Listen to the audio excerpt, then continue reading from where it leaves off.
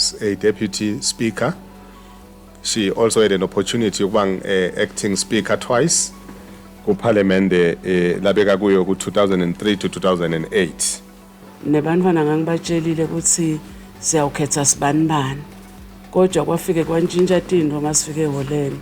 Ngeva baphakamisa igama lami bathi mabangibuta ukuthi ngiyavuma yini, ngathi ngiyavuma kwahokomindlu. Emalunga eParliament angakuhlanyisa ngesinye isikhathi mawulapha embili ngoba mabakhuluma babheke ukuthi ulalele lalabakushoko. Mawusouthi wena akekho eOrden uva ngazuthi uyametselela. Yebo. Lo wathi lo mfati lona ucabanga ukuthi ngathatha umbana wakhe mina. But lokho kwakusemsebentini sayikhulumisa lenzaba sayenglisha wathi noma phuma nikineka lengaphandle kukhona lokuthi phela lemakhaya ukuthi wena sowudlila salaphuma kusiko kwakhe lapha uyakubona saphumela lokho nothing else ngihambe ngiboleka imali ebhange bese ngiya kulesikolo lapha ngakhethwa khona ngifike ngithola ilist yabantwana labede imali tekubhadala. Uyutitshele nje ukuthi ngiyabuyela eParliament ngoba ngisebentile ukwenza ukuthi abantu abasakubuyiseli. Khamke nje munye athi trust again uhokomele indlu bese hawukela nawe soyavuma soyangena kanze ekugcineni batakuvisa abhlungu bangasakukhetha.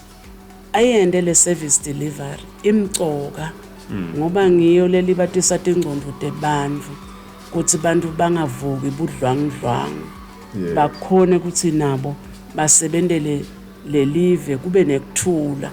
Ingwenyama isibonelo kulamave bengakhulumi ngoba ikhuluma info lengayadi beyikhuluma ngenvo ledlule kuyo nayo ku 2021 lokulwa akubuyisi lutho colelanani ngoba esikhatsini lesiningi akufi labaholi kufa lesive babe labantu laba baholako bona bakhona kuphuma bathi impunju baye kulamanye amave bohlala kamnanzi bona la babashiye bachwalile kude stepis lofuna kuseca emhlabeni nani waseca nje utawugilatini yes ngoba nekwethuka umva umdzala sesiyamangala thina hawu bantu abadzala sebayithuka nje noma sikanjani siyakucala thina lokho asebate khude uthi mawukhipha nje inhlamba uthuka the head of state usho kuthini yes shothi neyihlunga methuka